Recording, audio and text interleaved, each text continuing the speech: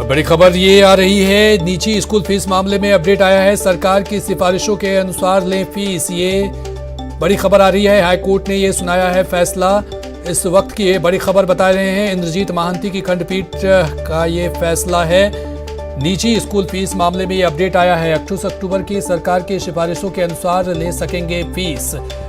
तो ये बड़ी खबर आपको बता रहे हैं, सरकार की सिफारिशों के अनुसार ले सकेंगे फीस, यानी कि सरकार का हस्तक्षेप होगा। हाईकोर्ट ने ये फैसला सुनाया है। सीजे इंद्रजीत महांती की खंडपीठ ने ये फैसला सुनाया है। तो सरकार की सिफारिशों के अनुसार ही फीस ले सकते हैं। ये एक बड़ा फैसला हाईकोर्ट की तरफ से। तो लंबे वक्त से चलता आ रहा फीस के फसाद को लेकर के एक बड़ी खबर सामने आई है। 28 अक्टूबर की सरकार की सिफारिशों के अनुसार ले सकेंगे फीस। हमारे साथ और अधिक जानकारी के साथ सचिन जुड़ चुके हैं। सचिन, ये बड़ा फैसला, बड़ा अपडेट सामने आया है। 28 अक्टूबर की सरकार की जो सिफारिश है उसके अनुसार ही ले सकेंगे फीस। हाईकोर्ट ने यह फैसला सुनाया है। बिल्कुल, देखिए, सरकार की सिफारिशों को एक तरह से हाईकोर्ट ने मान लिया है। हाईकोर्ट ने कह दिया है कि 28 अक्टूबर 2010 की जो सरकार की सिफारिशें थी उसके आधार पर फीस ली जा सकेगी। तो हम ये कह सकते हैं कि राज्य सरकार ने की जो कमेटी गठित की थी, उस कमेटी ने जो निर्णय दिया था उसे मान लिया है। हालांकि अभिभावक ये बात कह रहे थे लगातार कि जो सरकार की सिफारिश है वो ज्यादा है, 70% जो फीस है वो काफी ज्यादा हो जाती है, ऐसे में फीस को नहीं लिया जाना चाहिए। वहीं जो निजी स्कूल थे उनका ये कहना था कि 100% यानी 100% ट्यूशन फीस की लेने की अनुमति दी जानी चाहिए थी। लेकिन आज जो फैसला आया है वो साफ कर दिया है उस फैसले ने कि 28 अक्टूबर 2020 की जो सरकार की सिफारिश है उनको मान लिया जाएगा। सिफारिश एक बार मैं आपको बताना चाहूंगा, सिफारिशों के अनुसार जो स्कूलें हैं, चाहे वो सीबीएसई बोर्ड से संबंध रखती हो या माध्यमिक शिक्षा बोर्ड से, सभी स्कूलें ऑनलाइन क्लासेज जो है उसकी 70% ट्यूशन फीस उसकी ले सकती है। और उसके बाद जब स्कूल अगर खुल जाते हैं, स्कूल अगर खुलते हैं तो उसके बाद जितना भी बोर्ड तय करता है फीस, जैसे अभी अगर मैं आपको बता दूं कि सीबीएसई तय कर चुका है कि 70% जो है वो कोर्स पढ़ाया जाएगा स्कूलें खुलने के बाद, तो उसके बाद भी ट्यूशन फीस का 70% दिया जा सकेगा। और उसके बाद माध्यमिक शिक्षा बोर्ड कह चुका है कि 40% जो कोर्स को बाहर कर दिया गया, 60% कोर्स ही जो है वो स्कूल में पढ़ाया जाएगा। तो उसके आधार पर 60% फीस स्कूलें खुलने के बाद दी जा सकेंगी। हालांकि देखिए, हमारे साथ प्रतीक काफली वाले निजी स्कूलों की तरफ से पैरवी कर रहे थे, भारतीय विद्या भवन ट्रस्ट की ओर से। किस तरह का फैसला है इनसे समझ लेते हैं। सर, किस तरह का फैसला है? सर देखिए, फैसला जो है अभी पूरे तरह से हमारे को अपलोड होकर के नहीं मिला है, लेकिन जो ऑपरेटिव पोर्शन है उसके तहत कोर्ट ने निर्देश दिए हैं कि जो सरकार के द्वारा 28/10/2020 को ऑर्डर किया गया था उसके तहत ही अभी फीस ली जाए। और जो फीस का कितना मापदंड रहेगा वो 2016 का जो फीस एक्ट है उसके तहत स्कूल फीस तय करने के लिए स्वतंत्र है। सर, मतलब इसका मतलब ये है कि जो 70% ऑनलाइन क्लासेस के लिए तय किया सरकार ने 28 अक्टूबर की सिफारिश में, उसी के तहत 70% फीस दी जाएगी। बिल्कुल, जो 28 तारीख का ऑर्डर है, अभी जो ऑपरेटिव पार्ट ऑर्डर का कहता है उसी के तहत फीस ली जाएगी। तो जो सरकारी स्कूलों में, क्योंकि राजस्थान सरकार के द्वारा करिकुलम 40% कट किया था तो वो उसमें 60% कर रखा है, और जो सीबीएसई के द्वारा है वो 30% करिकुलम को कम किया है, तो उन्होंने उस हिसाब से 70% को तय किया गया है। तो एक ट्यूशन फीस ही ली जाएगी ना? हाँ, उसके जो ऑर्डर में है, अगर राज्य सरकार का देखें तो वो ट्यूशन फीस ही है। और इसके अंदर अभी ये भी है कि स्कूल खुलते हैं उसके बाद क्या होगा, स्कूल जो ऑनलाइन ले रहे हैं उसमें क्या, ये सब एक बार ऑर्डर आ जाए उससे ही स्थिति बहुत क्लियर हो पाए। सर, आप लोग कह रहे थे कि 100% ट्यूशन फीस होनी चाहिए, देश के 8 हाईकोर्ट, तो कहीं ना कहीं आपके पक्ष में शायद फैसला नहीं है। देखिए, पक्ष और उसका तो नहीं कह सकते, लेकिन ये बात तय है कि जब 8 हाईकोर्ट ने अपनी कॉन्स्टिट्यूशनल पावर्स को एक्सरसाइज करते हुए ये सब चीजें तय कर ली कि स्कूल में सैलरी भी देनी होगी, इंफ्रास्ट्रक्चर की कॉस्ट है, सब कुछ है, उसके बाद कोर्ट्स ने 100% ट्यूशन फी देने के लिए बात करी थी। कहीं ना कहीं यहाँ पे कोर्ट्स ने अभी अंदर ऑर्डर पढ़ने पर पता चलेगा कि किस चीज को कंसिडर किया या नहीं किया। बट मुख्य रूप से जब 8 हाई कोर्ट ने तय कर रखा था और कलकत्ता हाई कोर्ट ने तो टोटल फीस का 80% कर रखा था, तो हमारा मानना था वही एक उचित ऑर्डर होगा। एक बार ऑर्डर का अवलोकन करते हैं और उसमें अगर कहीं ना कहीं एक उचित ऑर्डर होगा, एक बार ऑर्डर का अवलोकन करते हैं और उसमें अगर कहीं ना कहीं कुछ लगता है कि कोई त्रुटि रही है या कुछ है, तो उसके लिए फिर उच्चतम न्यायालय के दरवाजे खटखटाएंगे। मतलब सर, एक चीज हो जाना चाहिए कि सिंगल बेंच के फैसले के खिलाफ सरकार गई थी, लेकिन कोर्ट ने शायद इसका पूरा निस्तारण कर दिया है। अब अगर कोई रास्ता बचता है तो सुप्रीम कोर्ट ही एक रास्ता है, निजी स्कूलों के पास या अभिभावकों के पास, दोनों के पास। देखिए, इसमें अभी ये ऑर्डर से पता लगा 3 कैटेगरी थी इसमें, कुछ पीआईएल्स थी, कुछ एसबी की डीबी में अपील थी और कुछ कंटेम्प्ट थी। तो कोर्ट ने जब कोर्ट आज बैठी तो कोर्ट ने कहा हमने जो कंटेम्प्ट है और इन पीआईएल्स को अलग करा है। तो मेरा मानना है वो अभी भी पेंडेंसी रहेगी उनमें और उनमें अभी ऑर्डर आना बच रहा होगा। ये सिर्फ क्योंकि एसबी के ऑर्डर के खिलाफ जो अपील गई थी उनको निस्तारित करते हुए कहा है, तो उससे पता चलेगा कि अगर वो पीआईएल्स इन सब इश्यूज पे पेंडिंग है तो कोर्ट के द्वारा शायद उनमें अलग से ऑर्डर भी हो सकता है। ये एक इंटरिम मेजर के तहत इस अपीलों के अंदर ये ऑर्डर किया गया है। और अगर ये ऑर्डर को जब पूरा हम अवलोकन कर लेते हैं और उसमें पूरी चीज़ यही आती है कि कोर्ट की मंशा जो सरकार के हिसाब से चली है तो फिर उसको असेल किया जाएगा सुप्रीम कोर्ट में। अगर एक बार और हमारे दर्शकों का बता दीजिए कि किस तरह का आदेश है, कितनी फीस अभिभावकों को देनी होगी, क्योंकि एक लंबे समय से विवाद चल रहा है, कहीं ना कहीं एक पटाक्षेप आज हुआ है। देखिए, लंबे समय से विवाद चल रहा है, जब से पेंडेमिक हुआ है तब से ये चीज़ चल रही है, क्योंकि स्कूल बंद है, ऑनलाइन क्लासेस हो रही हैं, तो अभिभावकों को कितनी फीस देनी है, दोनों तरफ से इस चीज़ पे बहस हुई भी है कि ट्यूशन फी कायदे से पूरी लेनी चाहिए। और अब जो क्योंकि राज्य सरकार ने एक कमेटी बनाते हुए और एक 28/10 को ऑर्डर पारित किया था, कोर्ट ने मुख्य रूप से उस ऑर्डर के तहत ही ये कहा है कि फीस कलेक्ट की जाए। उसमें ये था कि स्कूल जब रीओपन होंगे और 70% क्योंकि करिकुलम कर दिया है सीबीएसई ने, तो 70% फीस ली जाए ऑफ ट्यूशन फीस, और स्कूल जब तक ऑनलाइन क्लासेस ले रहे हैं उसमें 60% का भी उन्होंने एक डायरेक्शन दे रखा है। बट इन सब पे पूरी स्थिति ऑर्डर पूरा पढ़ने के बाद ही क्लियर हो पाएगी। बिल्कुल। आपके प्रतीक कासलीवाल, भारतीय विद्या भवन ट्रस्ट की ओर से उन्होंने पैरवी की थी, निजी स्कूलों का प्रतिनिधित्व कर रहे थे, जो बता रहे थे कि किस तरह का आदेश है। हालांकि देखिए अभी ऑपरेटिंग पार्ट सामने आया है और उससे यही समझ में आता है कि 28 अक्टूबर 2020 को जो राज्य सरकार सचिन हमारे साथ बाबूलाल भी जुड़े हुए हैं, जैसा माना गया है। खबर आने के बाद अभिभावकों का क्या मानना है वो भी जान लेते हैं। बाबूलाल, जिस तरह से फैसला अभी आया है उसमें 28 अक्टूबर की सरकार की सिफारिश के अनुसार फीस लेने की बात कही गई है, तो क्या अभिभावक को बहुत ज्यादा राहत नहीं मिली है?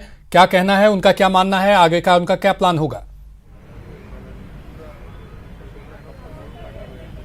फिलहाल तो कोई ज़्यादा राहत नहीं है, लेकिन डिटेल्ड जो कॉपी है ऑर्डर की वो अभी नहीं मिल पाई है। मेरे साथ में जो पेरेंट्स एसोसिएशन के वकील हैं अमित छंगाणी, वो मौजूद हैं, उनसे जानते हैं किस तरह का फैसला आया है और क्या 60% कैपेसिटी बिल्डिंग के नाम पर ही फीस वसूल सकेंगे निजी स्कूल। हाँ जी, माननीय उच्च न्यायालय ने जो आज निर्णय अपना पारित किया है उसके अंदर राज्य सरकार की जो 28 तारीख की सिफारिशें थी उन सिफारिशों को मानते हुए अक्षरश उसी संबंध में फैसला दिया है, जिसमें उन्होंने ये कहा है कि जब तक स्कूल क्लोज है, जब तक 60% कैपेसिटी बिल्डिंग के रूप में ट्यूशन फीस का पैसा जो है स्कूल वसूल सकती है। जिनके द्वारा ऑनलाइन क्लासेस ली गई है वही उसका पैसा देंगे और जिनके द्वारा ऑनलाइन क्लासेस नहीं ली गई है उन्हें पैसे देने की आवश्यकता नहीं है। और माननीय उच्च न्यायालय ने अपने फैसला पारित करते हुए 2016-17 के जो नियम और एक्ट बना हुआ है फीस को बाइफरकेट करने के संबंध में, फीस का निर्धारण करने के संबंध में, उसके संबंध में भी उन्होंने ये कहा है कि उसकी अक्षरश पालना जो है की जाना आवश्यक है और उसकी पालना के अनुसार ही जो है फीस का निर्धारण होगा। और कोर्ट ने यह भी स्पष्ट रूप से कहा है कि फीस का निर्धारण कैसे होगा उसकी व्यवस्था जो है हमने हमारे आदेश में दी है, वो जैसे ही हमें प्राप्त होगा हम उसको देखेंगे और उसके बाद हम अपना निर्णय दे पाएंगे कि उसमें किस तरह से निर्धारण होगा, क्या होगा। तो कल्याण, फिलहाल जो फैसले की जो कॉपी है उसका इंतजार है, लेकिन जो ऑनलाइन क्लासेस चला रहे हैं जो स्कूल, वो फिलहाल जो है 60% ले सकेंगे, जो कुल फीस है उनका, यानी ट्यूशन फीस का 60% ले सकेंगे।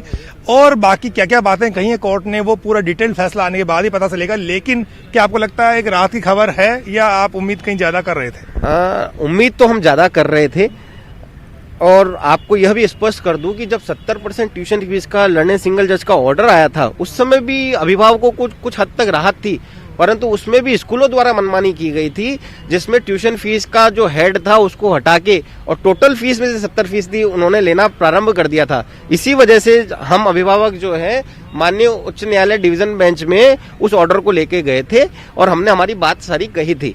हमारा ये मानना था कि ट्यूशन फीस का 30%, 25 से 30% जो है वो अधिकतम जो है वो ऑनलाइन शिक्षा के संबंध में होना चाहिए। हालांकि ठीक है, राज्य सरकार ने जो भी निर्णय दिया है हमारा पक्ष था। अगर इस ऑर्डर की भी अक्षरश पालना अगर स्कूल द्वारा ट्यूशन फीस का बाइफरकेशन करके कर दी जाती है तो ये मान के चलें कि 30 से 40% फीस जो है हमें टोटल फीस में से 30 से 40% फीस हमें देनी होगी। पर अब आगे ये देखना है कि क्या स्कूल जो है प्रारंभ में जो एसबी के समक्ष गए थे वहां पर भी उस ऑर्डर की जो उनके फेवर का ऑर्डर था उसकी पालना भी सुनिश्चित नहीं की गई थी। अब माननीय उच्च न्यायालय डिवीजन बेंच का जो आदेश आया है उसकी पालना क्या स्कूल करेगी या नहीं करेगी ये भी देखने की बात है।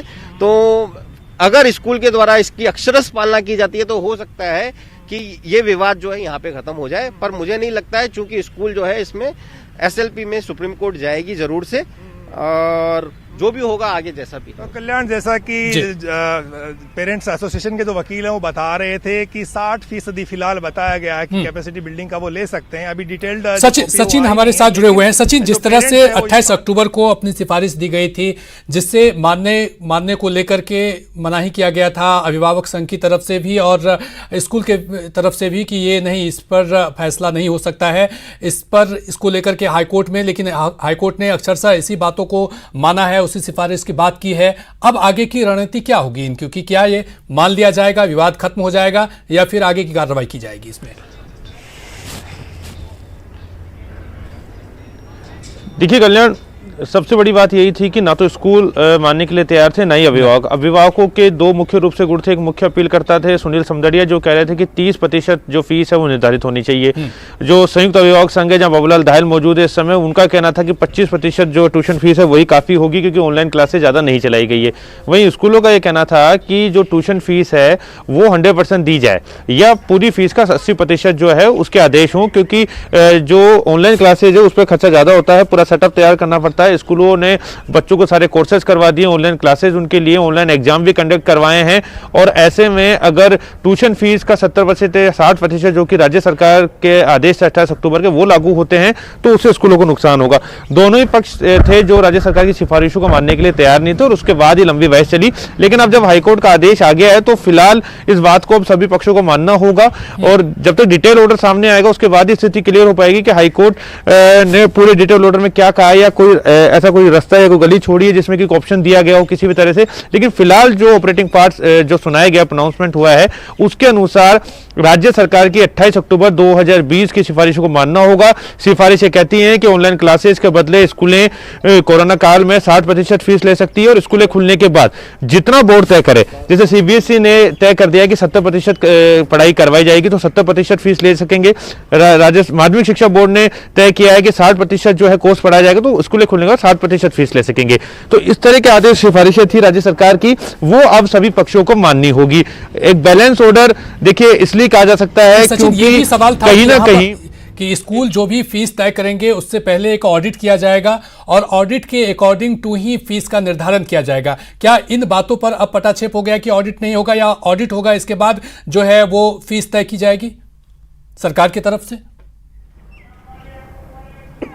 देखिए ये जो बिल्कुल, देखिए अतिरिक्त महाधिवक्ता जो राज्य सरकार के थे राजेश महर्षि, उनकी तरफ से ये बहस जरूर थी कि अगर हमारी सिफारिशें नहीं मानी जाती है तो सरकार कोर्ट आदेश कर दे कि दोबारा से स्कूलें फीस निर्धारण कर लें। जो स्कूल कमेटी है उसके अंदर कोई अभिभावक सीए, अभिभावक ऑडिटर हो, उसको शामिल किया जाए और वो स्कूल के खर्चे के ऑडिट करे। लेकिन अब वो बात पुरानी हो गई है, क्योंकि अब कोर्ट का आदेश आ गया है। कोर्ट ने साफ कर दिया है कि 28 अक्टूबर 2020 की जो राज्य सरकार की सिफारिशें थी उन्हीं के आधार पर फीस ली जाएगी, और अब अगर किसी पक्ष को इस पर आपत्ति है तो वो तक सुप्रीम कोर्ट जा सकता है, या डिटेल ऑर्डर आने के बाद पता लगेगा कि हाई कोर्ट में भी कोई गुंजाइश है कि दोबारा से इस मामले में बहस हो सके, सुनवाई हो सके। लेकिन फिलहाल सारी बातें खत्म हो चुकी है। राज्य सरकार की जो कमेटी बनाई गई थी, उस कमेटी ने जो निर्णय दिया है उसी के आधार पर अब फीस ली जा सकेगी। जो अभिभावक फीस नहीं दे रहे थे, अब उनको अगर उनके बच्चों को ट्यूशन ऑनलाइन क्लासेस करवाई जा रही है तो उनको फीस देनी होगी, होगी। ये भी राज्य सरकार की सिफारिशों में था कि अगर कोई बच्चा ऑनलाइन क्लासेस नहीं ले रहा है तो उससे फीस नहीं ली जा सकेगी, और ना ही किसी बच्चे का नाम काटा जा सकेगा। तो अब स्कूलों के लिए एक राहत की खबर हम ये मान सकते हैं कि जब जहां कुछ नहीं आ रहा था वहां 60% जो ऑनलाइन क्लासेस के एवज में अभिभावक उनको दे सकेंगे, वो अभिभावकों को चार्ज कर सकेंगे, और अगर कोई बच्चा ऑनलाइन क्लासेस नहीं ले रहा है तो उससे फीस नहीं ली जा सकेगी, और ऑनलाइन क्लासेस तभी दी जाएगी जब फीस दे दी जाएगी। तो लंबे समय से जो विवाद था कुछ समय के लिए वो थम गया है, क्योंकि देखिए दोनों पक्षों से बात हुई। हमने थोड़ी देर पहले प्रतीक कासलीवाल से बात की है, जिनकी बहस भी यही थी कि 8 हाईकोर्ट कह चुके हैं कि 100% ट्यूशन फीस ली जाए। तो ये मान के चलेंगे कि स्कूलें इस बात से पूरी तरह से इत्तेफाक नहीं रखती हैं और पूरी तरह संतुष्ट नहीं है, तो आगे अपील कर सकते हैं, कोई रास्ता अपना सकते हैं। अभिभावक चाहते थे कि 25 से 30% फीस तय की जाए, तो ये भी मान के चला जाएगा कि अभिभावक ही हो सकता है कि आगे कोर्ट का रुख कर सके। लेकिन फिलहाल विवाद थम गया है, कोर्ट का फैसला आ गया है। आज अंतिम कार्य दिवस था, कल से विंटर वैकेशन शुरू हो चुके हैं। अब जो कुछ भी होना है वो जनवरी में 2021 में जाके होगा। यही कोर्ट की मंशा थी कि 18 तारीख तक पटाक्षेप कर दिया जाए, पूरे मामले को सुन लिया जाए, उस पर फैसला दे दिया जाए। 16 दिसंबर को सुनवाई पूरी कर ली गई थी और आज फैसला आ भी गया। जी सचिन, बहुत बहुत शुक्रिया। बाबूलाल हमारे साथ जुड़े हुए थे, बहुत बहुत शुक्रिया। तो अब ये फैसला आ चुका है। अब ये देखना दिलचस्प होगा कि स्कूल की तरफ से और अभिभावकों की तरफ से इस फैसले को अमल में लाया जाता है या फिर आगे की रणनीति अपनाई जाती है या सुप्रीम कोर्ट का दरवाजा खटखटाया जाता है। ये आने वाला वक्त तय करेगा। फिलहाल रुकेंगे यहां पर एक छोटे से ब्रेक के लिए।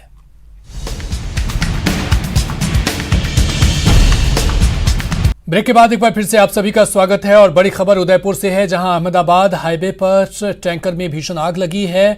प्रसाद के समीप लगी टैंकर में आग, दमकल ने आग पर काबू पा लिया है। तो ये बड़ी खबर आपको बता रहे हैं, जहां अहमदाबाद हाईवे पर टैंकर में आग लगी और प्रसाद के समीप ये टैंकर में आग लगी। हालांकि दमकल ने आग पर काबू पा लिया।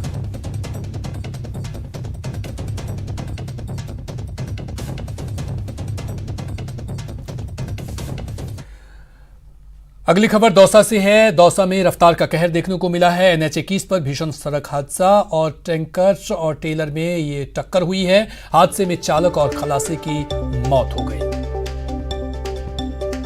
तो NH 21 पर ये भीषण सड़क हादसा, टैंकर और ट्रेलर में ये टक्कर हुई और हादसे में चालक और खलासी की मौत हो गई। ये तस्वीरें हम आपको दिखा रहे हैं, भयावह तस्वीरें, जहां पर टैंकर और टेलर में ये टक्कर, जबरदस्त टक्कर हुई है। हादसे में चालक और घायल की खलासी की मौत हो गई।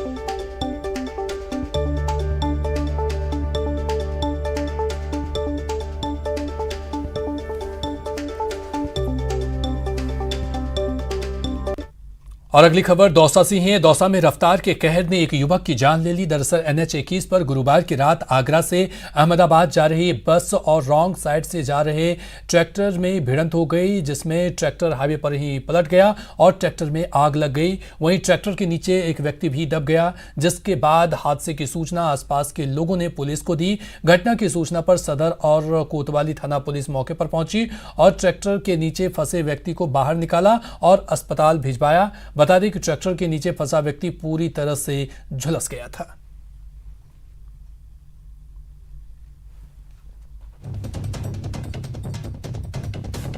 सामने से रॉन्ग साइड से एक ट्रैक्टर जा रहा था, इसके बीच में दोनों की टक्कर हुई, जिसमें ट्रैक्टर में आग भी लग गई और उसके ट्रैक्टर पे जो ड्राइवर था वो झुलस करके खत्म हो गया। बस कहाँ से कहाँ जा रही थी? बस आगरा से ये अहमदाबाद है।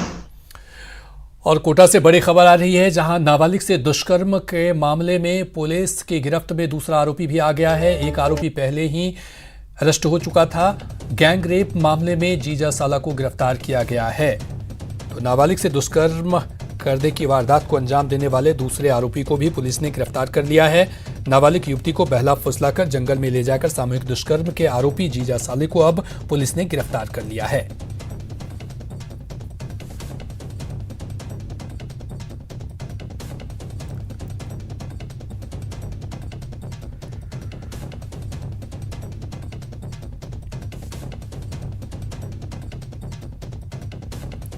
तो नाबालिग से दुष्कर्म मामले को लेकर के पुलिस ने दूसरा आरोपी को भी गिरफ्तार कर लिया है। एक आरोपी पहले ही अरेस्ट हो चुका है और अब गैंगरेप मामले में जीजा और साला को गिरफ्तार कर लिया गया है और आगे की जांच में पुलिस फिलहाल जुटी हुई है।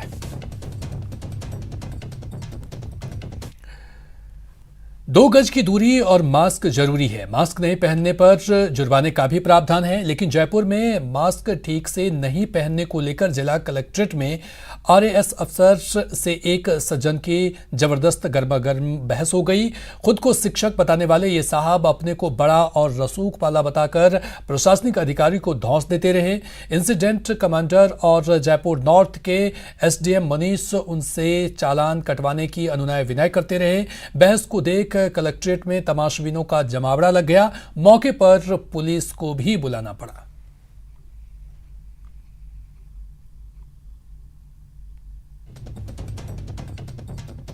नहीं लगाएंगे तो चालान होगा, आपको जुर्माना भरना ही पड़ेगा। अगर आप नियम तोड़ते हैं तो कार्रवाई होगी ही। ठीक मेरे पीछे नज़ारा देखिएगा, जहां पर एक शख्स एसडीएम मनीष फौजदार से उलझ रहे हैं। सामने जो शख्स खड़ा है इसने मास्क नहीं लगा रखा था और ये जिला कलेक्ट्रेट में ये शख्स जो है अपने आप को बहुत बड़ा आदमी बता रहा है और ये कह रहा है कि मैंने जो है मास्क नहीं लगा करके गुनाह नहीं किया, यानी कि मास्क प्रॉपर नहीं लगा हुआ था, नाक के नीचे मास्क था। और ये प्रशासनिक अधिकारियों ने जब देखा, उनको टोका, तो इन्होंने कहा कि नहीं, वो जो है किसी भी सूरत में नहीं मानेंगे।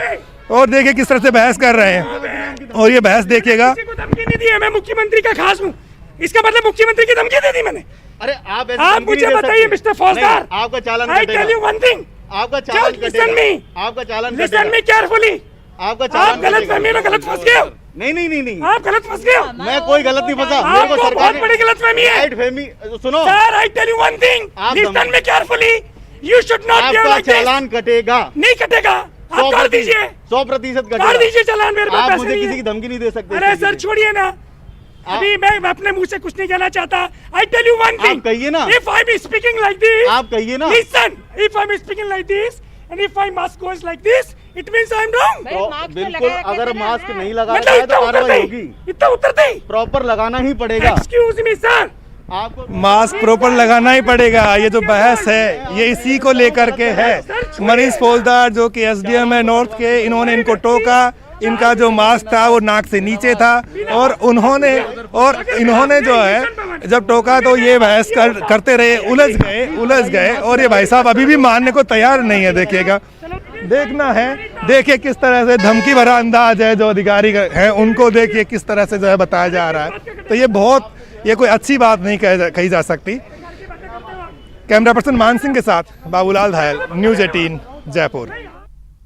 कोरोना को हराने के लिए मास्क लगाना जरूरी है और ये आपकी जिम्मेदारी है। चलिए हम बढ़ेंगे अगली खबर की तरफ और अब बात अलवर के उस गुरु की जिसकी तब पोल खुल गई।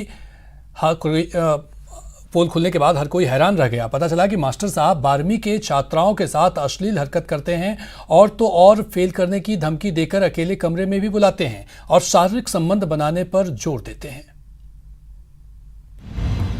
गुरुजी का गड़बड़ चरित्र, गुरु दक्षिणा में जिस्म की डिमांड, फेल की धमकी और अश्लील चाहत, मास्टर जी की गंदी बात। और जो अध्यापक है वेद प्रकाश, उसके नेचर गलत है, मैंने गांव में कई बच्चियों से सुना है। जी हाँ, हैरान रह गए ना। ये आरोप है उस पर जिसका दर्जा भगवान से भी ऊपर है। आरोप भी ऐसा वैसा नहीं, आरोप है कि मास्टर जी 12वीं की छात्राओं से गंदी बात करते हैं, फेल की धमकी देकर मनमानी करना चाहते हैं, न केवल अकेले कमरे में बुलाते हैं, शारीरिक संबंध बनाने का दबाव भी बनाते हैं। ये पूरा वाकया है अलवर के नीमराणा उपखंड क्षेत्र के राय सराना राजकीय सीनियर सेकेंडरी स्कूल का और आरोपी है यहाँ तैनात शिक्षक देव प्रकाश यादव। श्री राजकुमार जी ने स्कूल में जब इंस्पेक्शन किया तो उस दौरान बहुत सी बालिकाओं ने अध्यापक विशेष की शिकायत करी। उन्होंने ये रिपोर्ट अपनी शाम को 7:30 बजे मुझे भेजी। तो आज उसी सिलसिले में मैं उसी स्कूल में जाके पुनः सत्यापन करने का मतलब तथ्यों का सत्यापन करने हेतु जांच करने तो वहाँ गया था। उस दौरान मुझे भी बालिकाओं द्वारा शिकायत की गई। मैंने उनके बयान रिकॉर्ड किए, लिपिबद्ध किए बयान, जिसमें उन्होंने एक शिक्षक विशेष के विरुद्ध लगभग सभी बालिकाओं ने आरोप लगाया, 3-4 जो वहाँ मौजूद थीं, कि ये जाति सूचक शब्दों का प्रयोग करते हैं और बेवजह गाहे बगाहे छूने की चेष्टा करते हैं। दरअसल जब इस स्कूल में निरीक्षण के लिए अतिरिक्त मुख्य ब्लॉक शिक्षा अधिकारी राजकुमार यादव पहुंचे तो छात्राओं ने देव प्रकाश यादव की पोल खोल दी, रो रो कर मास्टर के टॉर्चर की पूरी कहानी बयां कर दी। फिर क्या, शिकायत एसडीओ के पास पहुंची और एसडीओ साहब ने खुद मामले की जांच की। शीघ्र ही उनके विरुद्ध नियमानुसार कार्रवाई हो जाएगी। साथ ही साथ प्रधानाचार्य ने FIR पुलिस थाना मानद में दर्ज करने हेतु भिजवा दी। फिलहाल मास्टर की गंदी बात का पता उच्च अधिकारियों तक को है, लेकिन सवाल है कि आखिर ऐसे गुरुजी पर कार्रवाई कब होगी, कब स्कूल में छात्राएं खुद को सुरक्षित महसूस करेंगी। और कब सुरक्षित पढ़ेंगी और बढ़ेंगी बेटियां। अलवर से न्यूज 18 के लिए राजेंद्र शर्मा की रिपोर्ट।